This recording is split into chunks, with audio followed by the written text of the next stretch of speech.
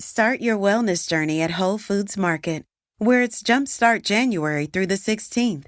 Stock up on supplements with some of the year's biggest savings. Plus, save on air-chilled organic boneless skinless chicken breasts, organic Honeycrisp apples, organic large Hass avocados, and more. And since Whole Foods Market is the only certified organic national grocer, it's easy to make them your wellness destination. Jumpstart your January now at Whole Foods Market. This is Optimal Health Daily, episode 2418, Low-Tech Training Origins by Ross Enamait of rosstraining.com. And I'm your host and narrator, Dr. Neil Malik.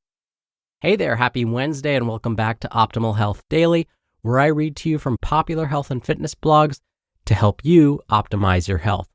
Now, today is Wednesday, and like I do every Wednesday, I like to share a bit of inspiration with you. So here we go.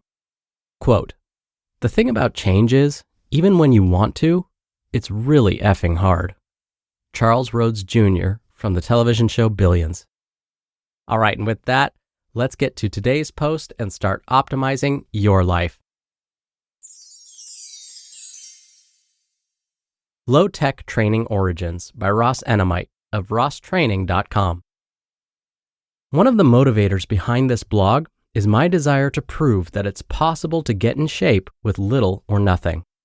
As a result, I've shared countless stories of athletes who've thrived despite training in less than ideal environments. Whether it was boxers in Brazil, wrestlers in India, or athletes in Russia, the common denominator between them is their ability to succeed without the so-called necessities that the fitness industry so heavily markets. Unfortunately, there appears to be confusion in regards to some of my previous entries. For example, one reader of the site asked why I continue to share so many stories of underprivileged athletes. He wrote the following, quote, "You've made your point. It's time to move on." End quote. Another reader of the site asked what's the relevance of an athlete who lives in poverty to those who are more fortunate. In his words, quote, "Are you suggesting that we need to live in poverty to be successful? How ironic." End quote. Based on comments such as these, I feel it's important to clarify a few points. 1. Not an exception, it's the rule. First and foremost, I will continue to share stories of underprivileged athletes to silence those who would otherwise suggest that one successful case is the exception, not the rule. It is with conscious thought and intent that I have shared stories from athletes around the world. For example, I've highlighted success stories from boxers in lands such as Ghana, Brazil, and Uganda, just to name a few. Not only do these boxers not know each other, there's a good chance that they don't know of each other. There is no relationship or sharing of information between them. These are unique stories. Once again, the common theme between them is success despite lack of equipment, supplementation, and nutritional options outside of simply trying to survive. 2. Raw footage. What's nice about observing these athletes in action is everything you see is raw and real. There is no marketing nonsense to sift through. These athletes don't know we are watching. We wouldn't even know what they were doing if it wasn't for the journalists who traveled to those lands to document their stories. That alone is significant. These athletes are not training to impress us. They are literally training for their lives. They have dreams of escaping the poverty that surrounds them. They train how they do because it's been successful. They don't do so with the hopes of converting others to follow their approach. Such realness is rarely captured in the fitness industry today. 3. Observation is a powerful tool. I don't share these stories with the hopes of converting an army of blind followers. You don't need to copy what you see to benefit from these examples. Instead, use observation as the powerful tool that it can be. Simply observe the various athletes in action and make note of what they've done to become successful. You can then apply Bruce Lee's timeless wisdom to absorb what is useful and discard what is not. For example, just because the wrestlers in India may train without a floor doesn't mean that you need to as well. You can, however, learn from the work ethic and desire that they so clearly display. 4. Honesty. Whether you choose to admit it or not, fitness is a hustle. The fitness industry is a multi-billion-dollar machine with no signs of slowing down. Yes, there are good and bad apples within any industry, but we all know that the fitness world is filled with deception.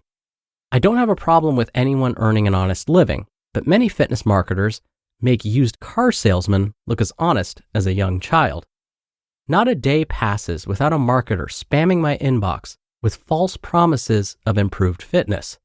There is no shame in their game. They are relentless and extremely manipulative. It's these modern fitness gurus who tell us what's needed to get in shape. Meanwhile, there are countless stories from poverty-stricken lands that suggest otherwise. Whose story should we believe? The marketing powers who dictate trends in the name of revenue, or those who succeed with little or nothing? Hopefully, we won't need Captain Obvious to save the day and answer this question. I find it comical that a fitness marketer will tell others what's needed when 99% of them wouldn't last a day in the gym with athletes in distant lands such as Uganda or India. Perhaps what the industry tells us we need isn't as important as previously thought. 5. I've lived it. The stories that I've shared highlight the significance of intangible qualities that cannot be sold. The fitness marketers cannot sell you attributes such as hard work, dedication, sacrifice, consistency, or perseverance. As a result, these qualities will never receive as much attention as those items that can fatten the wallets of the fitness regime. Fortunately, there are still some of us who have walked the walk and understand the significance of the intangibles. I don't simply write about low-tech environments because it interests me. I have lived it. Our gym consisted of nothing but cement walls, a few punching bags, and several fighters who were hungry to succeed. It wasn't Ghana or Uganda, but we didn't have much more in terms of equipment. Lack of equipment didn't stop us. Everyone who was there was in shape. We worked hard, we challenged each other, and we encouraged each other. We thrived heavily on the basics. We worked hard with calisthenics. We ran hard. We hit the bags hard. We sparred hard, and we fought regularly. The approach was simple yet effective. None of us knew anything about nutrition, and no one took any supplements. That didn't stop us from getting in shape. When in doubt, we always relied on more work and harder work. It never failed. And 6, more than boxing. My experience is clearly rooted in the sport of boxing. Fortunately, you don't need to be a boxer to learn from these examples. Instead, recognize that if high-level fighters can thrive on the basics, you can too. The average Joe or Jane needs much less fitness than a competitive fighter. To suggest that they cannot succeed with a similar low-tech approach is beyond ignorant. The fitness marketers would certainly like you to believe otherwise, so it's my hope that the stories shared today will help some see through their rampant deception. If you wish to get in shape, you have everything you need to get in shape. Almost anything works if you are willing to work. The only legitimate secret is that there aren't any secrets. Get up, get busy, and the results will follow. If athletes in distant lands can succeed with this approach, you can too. It isn't as complicated as many would like us to believe. You just listened to the post titled Low Tech Training Origins by Ross Enamait of rosstraining.com, and I'll be right back with my commentary. We're driven by the search for better, but when it comes to hiring, the best way to search for a candidate isn't to search, but match. If you need to hire, you need Indeed. Indeed is your matching and hiring platform with over 350 million global monthly visitors and a matching engine that helps you find quality candidates fast. And Indeed doesn't just help you hire faster. 93% of employers agree Indeed delivers the highest quality matches compared to other job sites. One of the things I love about Indeed is that it makes hiring all in one place so easy because Indeed's matching engine is constantly learning from your preferences. So the more you use Indeed, the better it gets. And listeners of this show will get a $75 sponsored job credit to get your jobs more visibility at Indeed.com/health. Just go to Indeed.com/health right now and support our show by saying you heard about Indeed on this podcast.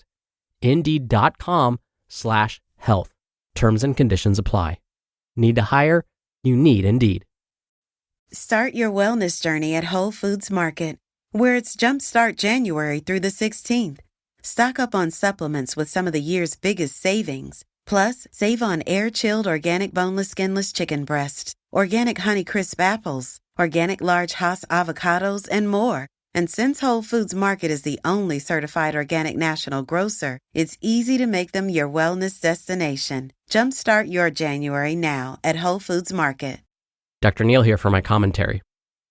There were so many amazing statements today's author Ross shared in today's post. I won't repeat them all here because then I would just be rereading this entire post back to you. But here are a couple of the things that really jumped out at me. First, is he saying that we don't ever need any equipment? No. Is Ross saying we should avoid all machines at the gym? No. What he is saying is none of those in themselves will hold the secret to being in better shape. Ross said the fitness marketers cannot sell you attributes such as hard work, dedication, sacrifice, consistency, or perseverance. And in fact, my students will often ask me, Dr. Neal, which workout is best? Should I do high-intensity interval training? What about home workouts like Insanity or P90X? What about CrossFit? My answer is, all of them can work, and none of them can work. This is because the workout that works is the one you'll actually stick to, the one that keeps you consistent. And again, to quote Ross, almost anything works if you are willing to work. So, find activities you enjoy. If it's a machine or not, whatever, if it keeps you consistent, then you will get results. All right, that'll do it for another edition of Optimal Health Daily. Thank you so much for listening. Thank you for sharing this show with someone. That really goes a long way to keep all of this going. I hope you have a great rest of your day, and I'll see you back here tomorrow where your optimal life awaits.